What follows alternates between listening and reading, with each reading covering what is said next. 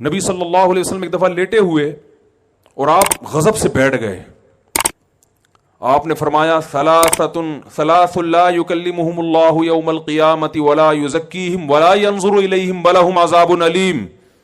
3 آدمی ایسے ہیں جن کی طرف اللہ قیامت میں رحمت کی نظر بھی اٹھا کے نہیں دیکھے گا, ان کے گناہوں کو معاف نہیں کرے گا, ان کے لیے دردناک عذاب ہے. 3 دفعہ آپ نے جملہ دہرایا تو حضرت ابو ذر غفاری بیٹھے ہوئے تھے, انہوں نے عرض کیا یا رسول اللہ خابوا وخسروا من هم یا رسول اللہ, یہ لوگ تو بالکل ہی برباد ہو گئے, تباہ ہو گئے, یہ کون لوگ ہیں؟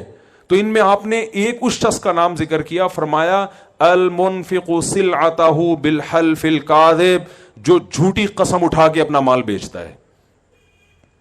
کتنی بڑی وعید ہے بھائی. آج ٹوپی کرانے کو ایک کمال سمجھا جاتا ہے, چونا لگانا, ٹوپی کرانا, یہی اس مارکیٹ میں یہی الفاظ چل رہے ہیں نا, الو بنا دیا, چونا لگا دیا, ٹوپی کرا دی, یہی کچھ چل رہا ہے. تو آپ نے تجارت کے دوران جھوٹ بولو بھائی, نہیں بول, اس سے ارننگ کم ہوگی, جتنی ہوگی اس میں برکت ہوگی. دیکھو برکت ایک الگ, یہ برکت کا انگلش میں ترجمہ نہیں ہے کیونکہ انگریز برکت کو مانتے نہیں ہیں. برکت کیا ہے؟ ایک آم کی گٹھلی زمین میں لگائی, لاکھوں آم پیدا ہو گئے حالانکہ نظر نہیں آ رہے تھے. تو اللہ نے قرآن میں فرمایا کہ اللہ ایسے لوگوں کے مالوں کو بڑھاتا ہے جیسے گندم کے ایک دانے سے 100 دانے پیدا ہوتے ہیں, ایسے اللہ تعالیٰ بڑھاتا ہے. ایماندار تاجر کا جو مال میں برکت اس سپیڈ سے ہوتی ہے, اتنی سپیڈ سے مال میں برکت ہوتی ہے. تو پہلا آپ نے التزام کرنا ہے کہ تجارت میں جھوٹ بولو بھائی, نہیں بول. رشوت دینا بعض صورتوں میں جائز ہے. کسٹم میں آپ کا مال پھنسا ہوا ہے, کسٹم کا جو آفیسر ہے وہ رشوت لیے بغیر مال کو کلیئر ہی نہیں کر رہا اور آپ حق پر ہیں, وہ زبردستی کر رہا ہے آپ کے ساتھ. تو میں اس لیے جائز چیزیں بھی بتا دیتا ہوں کہ لوگ پھر کہتے ہیں یار 100% اسلام کے مطابق تو بزنس پھر ہمارے لیے ممکن ہے ہی نہیں. اب اگر کنٹینر آپ کا پھنسا ہوا ہے پورٹ پہ, کسٹم والے کہہ رہے ہیں کہ پیسے دو تو چھوڑیں گے, آپ کہہ رہے ہیں رشوت دینا حرام ہے, لینا بھی حرام ہے, تو اس کا مطلب پھر ظاہر ہے آپ کو یہ بزنس چھوڑنا ہی پڑے گا نا, وہ تو وہیں رہے گا قیامت تک, وہ ایلفی سے چپکا کے چلے جائیں گے. تو رشوت کا اصول یاد رکھیں.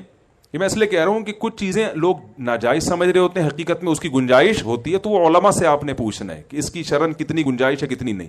رشوت دینا بھی حرام ہے, لینا بھی حرام, لیکن جب دینے والے کا مقصد کسی کا حق ضائع کرنا, اور لینا تو ہر صورت میں حرام ہے, تو جب آپ کا مقصد کسی کا حق ضائع کرنا نہیں ہے بلکہ اپنا حق لینا ہے جو بالکل جائز حق ہے, تو پھر علماء کہتے ہیں کہ لینے والے کو گناہ ملے گا, دینے والے کو گناہ نہیں ملے گا. سمجھ میں آ رہی ہے یہاں پہ؟ تو پھر ایسی مجبوری میں علماء بھی کہتے ہیں بھائی اس میں وہ تو اس کا قصور ہے نا, وہ آپ کا جائز حق بھی آپ کو نہیں دے رہا. لوگ ہم سے مسئلہ پوچھتے ہیں, یار گورنمنٹ میں میری جاب مل گئی ہے, میں اور امتحان پاس کر کے میرٹ کی بیس پہ میں گیا ہوں, وہاں صرف رشوت کی بیس پہ کسی نااہل کو لا کے بٹھایا جا رہا ہے, تو کیا ہمارے رشوت دینا جائز ہے؟ میں کہتا ہوں یار آپ کا جائز حق ہے, آپ اس کے اہل ہیں, وہ رشوت دے کے ایک نااہل آدمی کے آ جائے تو اس سے بہتر نہیں ہے کہ آپ کتے کے منہ میں ہڈی ڈالنی ہے نا, ٹھیک ہے نا, وہ چپ ہو جائے گا, تو آپ دے کے اپنا جائز حق وصول کر سکتے ہیں. تو اس لیے علماء سے پوچھا کر رہے ہیں کہ اس میں جو ہے نا کافی چیزوں میں تفصیل ہوتی ہے. تو پہلا کام کیا کرنا ہے بھائی؟ جھوٹ بولے نا بھائی, نہیں دینا. دوسرا کام یہ کرنا ہے کہ تجارت میں چونکہ مذہب کا حصہ ہی ہے, فضیلت مذہب نے بیان کی, تو عبادت سمجھ کے کرنا ہے, اور عبادت تھوڑی اچھی ہوتی ہے زیادہ اچھی ہوتی. میں بڑے بڑے تاجروں سے ملا ہوں, ان سے میں پوچھتا تھا آپ اتنا بھی ہوں, کہہ رہے ہیں یار اتنی کروڑ ہماری آمدن ہے ماہانہ. میں نے کہا آپ یہ جو آپ کی ماشاءاللہ آپ 5 کروڑ کما رہے ہو, اس کو 20 کروڑ کر سکتے ہو؟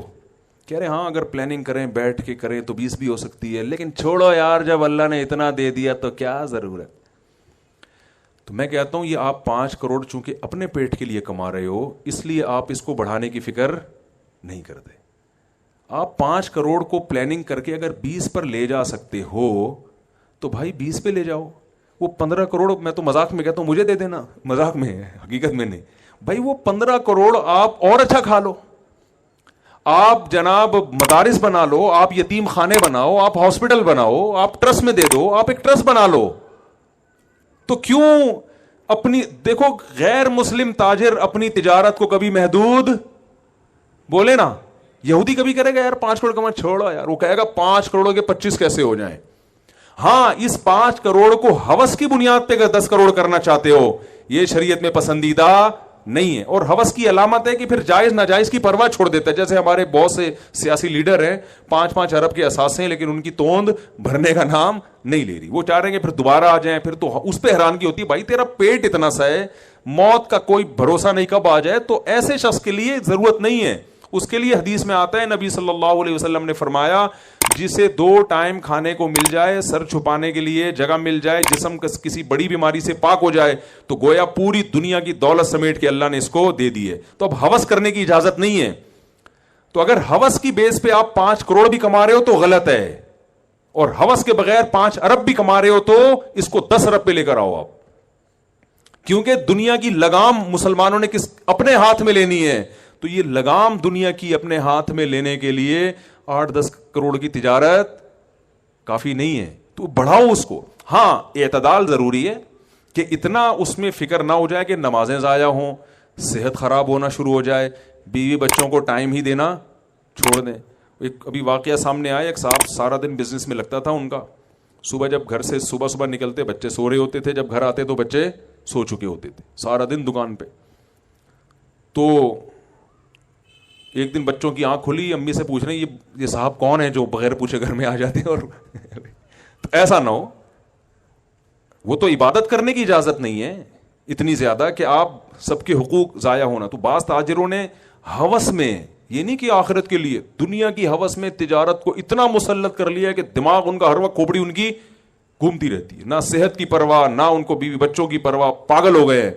اجملوا فی الطلب وتوکلوا علیہ, حدیث میں آتا ہے کمانے میں اعتدال سے کام لو اور اللہ پہ توکل, کہ اتنے گھنٹے میرے لیے اس کام میں صرف کرنا میری صحت اجازت دیتی ہے, بس اس کے بعد اللہ پہ توکل کروں گا کہ اسی میں اللہ مجھے انشاءاللہ نواز دے گا.